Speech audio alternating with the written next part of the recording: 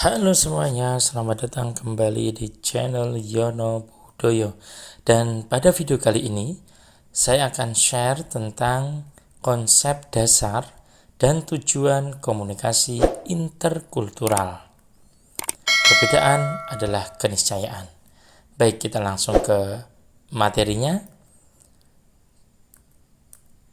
Yang pertama, kita akan mempelajari tentang apa itu komunikasi.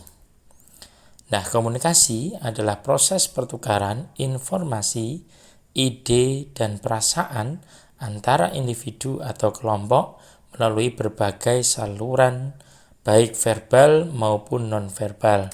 Sehingga kalau kita bisa klasifikasikan, komunikasi ini melibatkan beberapa komponen. Yang pertama adalah pengirim pesan, bisa manusia atau bisa robot, begitu. Kemudian ada saluran ini berbagai macam ya, dari konvensional dahulu sampai sekarang bisa dengan gadget dan alat-alat komunikasi teknologi yang sekarang ini sudah diinovasi. Kemudian yang selanjutnya adalah penerima, yaitu tujuannya kita kemana, ya, itu adalah penerima. Dan yang terakhir adalah umpan balik, sehingga ada semacam fallback, ya, bahwa pesan kita sampai di sana dan apakah paham atau tidak dan sebagainya, itu masuk dalam umpan balik. Kita lanjutkan lagi untuk materi selanjutnya, yaitu budaya. Nah, budaya di sini merujuk pada sekumpulan nilai, norma, kepercayaan, dan praktik yang dianut oleh suatu kelompok masyarakat. Budaya mencakup aspek-aspek seperti bahasa, seni, agama, adat istiadat, dan cara berpikir. Nah, selanjutnya komunikasi interkultural. Nah, komunikasi interkultural adalah proses komunikasi yang terjadi antara individu atau kelompok dari latar belakang budaya yang berbeda. Dalam komunikasi ini, penting untuk memahami dan menghargai perbedaan.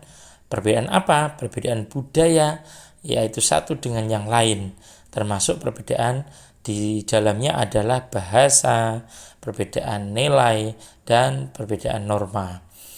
Nah, komunikasi interkultural ini secara singkat bertujuan untuk menciptakan pemahaman yang lebih baik dan membangun hubungan yang harmonis di antara orang-orang dari berbagai macam budaya. Nah, tujuan akhirnya adalah keharmonisan.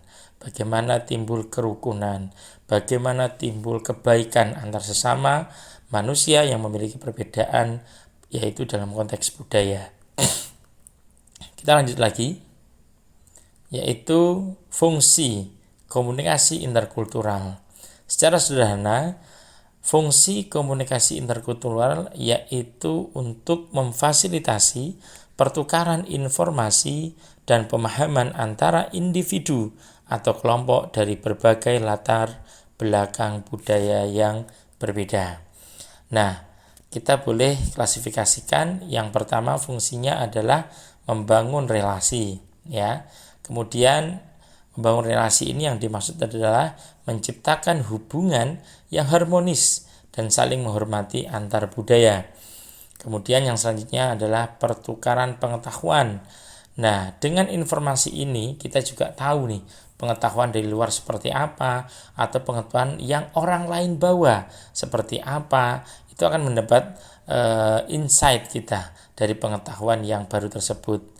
Nah, ini memungkinkan ada transfer of knowledge atau transfer pengetahuan dan pengalaman, ya. Bukan hanya, ya, not only transfer knowledge but also transfer experience, ya, begitu, yang dapat meningkatkan pemahaman multidimensional to achieve, ya, multidimensional perspektif, gitu, ya. Kemudian resolusi konflik. Nah, komunikasi interkultural juga memiliki fungsi membangun atau mengurangi, gitu ya, membantu mengurangi kesalahpahaman dan konflik yang mungkin timbul akibat perbedaan budaya. Kemudian pengembangan sosial yang dimaksud di sini adalah menyokong integrasi dan kohesi sosial dalam masyarakat yang beragam. Sehingga hal ini tentu sangat kita perlukan untuk membangun pemahaman kita atas perbedaan budaya ya dari orang lain atau orang yang kita temui. Barangkali beda antar pulau, barangkali beda misalnya antar negara ketika kita melakukan international conference, international meet up with everyone gitu ya. Itu juga penting ya dialog itu. Nah, kemudian tujuannya apa sebenarnya komunikasi interkultural ini? Nah, secara sederhana yaitu bertujuan untuk mencapai interaksi yang efektif dan produktif antara individu atau kelompok dari budaya yang berbeda. Nah, dalam konteks misalnya antar negara, dengan komunikasi yang interkultural ini tentu terbangun hubungan antara negara satu dan negara lain yang harmonis. Misalnya Indonesia dari dulu ini terkenal sangat luar biasa dalam menghormati bangsa lain ya. Makanya kita diterima di Amerika Serikat yang dulu juga luar biasa ya, dari blok barat misalnya, dan Uni Soviet ya, yaitu blok timur misalnya. Luar biasa. Termasuk hari ini kita juga luar biasa melihat ya komunikasi Pak Presiden kita ya. Ini juga luar biasa ya, antara yang satu dengan yang lainnya benar-benar ya bisa ngewongke gitu ya, bisa menempatkan manusia selayaknya manusia.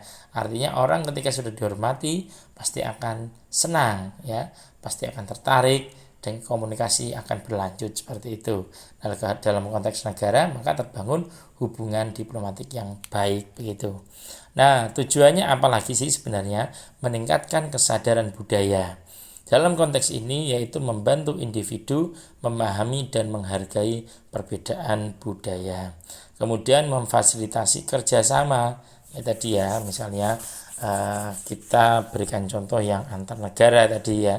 Atau dalam konteks dalam hal ini adalah mendorong kolaborasi dan kemitraan lintas budaya dalam konteks profesional dan sosial, baik antar negara, kemudian antar organisasi internasional, lokal, nation, dan lain sebagainya. Kemudian juga mengurangi prasangka, yaitu apa? Mengatasi stereotip dan prasangka yang dapat menghalangi interaksi positif. Ya, jadi prejudice ya, prasangka yang tentu kurang kuat argumentasinya, datanya tidak valid dan sebagainya, itu juga akan diminimalisir dengan komunikasi interkultural ini. Nah, ini tujuannya sangat baik sekali. Kemudian membangun empati, di mana hal ini mendorong pengertian yang lebih dalam terhadap perspektif dan pengalaman orang lain begitu. Ya, jadi dengan komunikasi interkultural ini maka sangat-sangat baik tujuannya. Baik, kita akan lanjut. Ya, hambatan. Nah, dalam komunikasi interkultural ini tentu terdapat banyak hambatan ya. Hambatan ini merupakan faktor-faktor yang menghalangi interaksi yang efektif antara individu dari latar belakang budaya yang berbeda. Beda bahasa. Kesulitan dalam memahami bahasa yang berbeda dapat menyebabkan miskomunikasi. Ini betul sekali. Nah, coba bayangkan orang penting di negeri kita ya, dan orang penting di negeri kita secara konstitusional itu memiliki wewenang untuk menyatakan perang misalnya. Nah, ketika misalnya ada komunikasi antara satu dengan negara lain misalnya, ketika pemimpin misalnya itu keliru dalam mengucapkan, bisa fatal ya akibatnya. Nah, hal ini menyangkut hajat hidup orang banyak juga ternyata ya, komunikasi interkultural ini luar biasa. Nah, maka jangan sampai kita miskom. Dalam hubungan terkecil pun, organisasi terkecil yaitu adalah keluarga, antara ayah, ibu, dan anak-anak, ini juga harus terbangun nih komunikasi yang baik. Kalau tidak ya juga sama, akan timbul prejudice, akan timbul ketidakharmonisan ya tentunya. Begitu. Nah, Hambatan juga kita kategorikan stereotip dan prasangka. Nah, pandangan negatif atau mengeneralisasi tentang budaya lain dapat menghambat interaksi yang terbuka. Kita misalnya sekarang kan era teknologi luar biasa ya. Media sosial itu menjamur informasi dari mana saja, entah itu kita boleh sebut ya Instagram, Facebook, TikTok, ya Thread dan lain sebagainya. Nah, ketika kita melihat informasi salah satu negara misalnya, ya kita tidak boleh langsung mengeneralisasi. Mengeneralisasi itu artinya menganggap, menyimpulkan bahwa negara tersebut sesuai dengan tontonan yang sekilas kita lihat ya. Nah, kita harus membangun dialog, kita harus mencari data, kita harus bertanya misalnya seperti itu, yang tentu lebih tahu ya kepada yang lebih tahu. Nah, itu yang sebenarnya menjadi hambatan kita ya ketika kita menaruh prasangka kita pada data yang sangat-sangat tidak cukup begitu ya untuk menyimpulkan suatu budaya begitu. Nah, yang ketiga adalah beda nilai dan norma. Ketidaksesuaian dalam nilai atau norma sosial khususnya dapat menyebabkan konflik atau ketidakpahaman. Nah, ini tadi yang saya sampaikan, ketika tahu informasinya sedikit ya jangan menyimpulkan dulu begitu ya.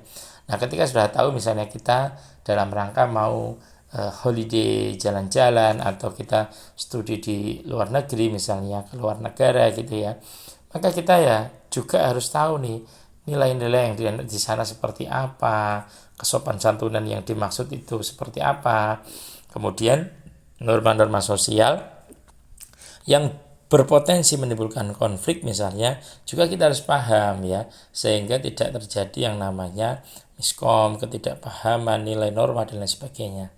Nah, kemudian ada hambatan ketidakpekaan budaya. Di sini adalah kurangnya pengetahuan atau kesadaran tentang budaya lain dapat menghambat kemampuan untuk berkomunikasi secara efektifnya. Misalnya kita tidak sebut negaranya misalnya ya, orang-orang Barat misalnya dalam komunikasi pertama ya, first meeting itu biasanya ya tidak bertanya tentang umur, tidak bertanya tentang sudah menikah atau belum menikah ya, tetapi ya hal-hal yang umum gitu. Tapi hal itu ketika di Indonesia konteks itu pertanyaan tentang umur, menikah dan lain sebagainya, anak misalnya, hal itu yang lumrah biasa kita tanyakan, bahkan itu menjadi salah satu stimulus misalnya pertanyaan yang akan memberikan kita pemahaman sehingga timbul toleransi terhadap lawan bicara kita begitu ya. Tapi ya tidak semua seperti itu ya. Ya, saya kira hal ini akan menjadi hal yang baik ketika kita peka terhadap budaya lain gitu. Baik, itu saja mungkin dalam video kali ini. Terima kasih atas perhatiannya. Thank you for your attention. Kita berikan kata mutiara terakhir ya dalam video ini. Pembicara yang ulung diawali dari menjadi pendengar yang bijak. Baik, jadi jangan sampai kita hanya pandai bicara tapi kita tidak mau mendengarkan ya. Jadi biasanya narasumber, pembicara yang baik itu adalah juga pendengar yang baik pula begitu. Baik, gitu saja.